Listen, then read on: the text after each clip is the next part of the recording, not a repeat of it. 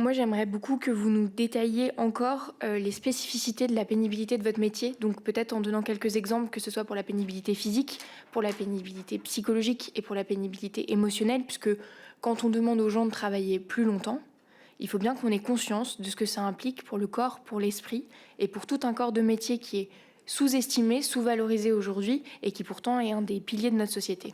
Je vous remercie.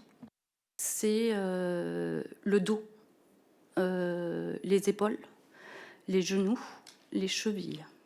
Voilà. Parce que vous comprenez que quand on fait un transfert, on bascule et si on le fait mal, c'est l'épaule qui prend. Pardon, je fais le geste en même temps.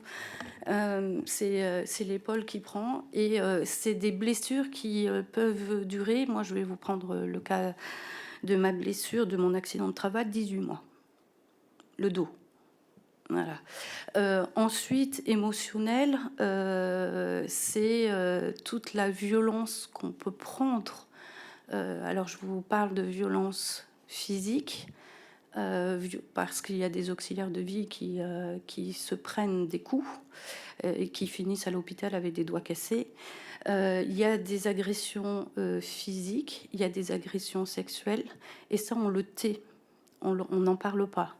Il faut savoir que pendant le Covid, tout le monde était confiné et qu'à domicile, on a supprimé toutes les prises en charge à domicile.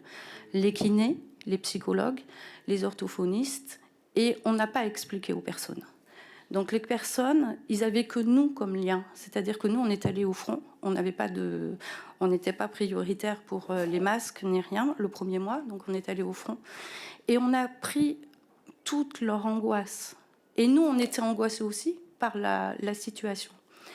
Et du coup, on n'avait personne, on n'avait pas de sas de décompression. Il y a quelques entreprises qui ont mis un numéro vert, mais nous, on a besoin de présentiel, hein, on en a marre des téléphones. Et on n'avait pas ça. Donc, on faisait tous les jours ces angoisses-là. C'est tous les jours, c'est répété, c'est répété et c'est répété. Et en fait, on n'a personne à qui parler. On est seul. On souffre d'un isolement. Et ça, c'est une pénibilité aussi.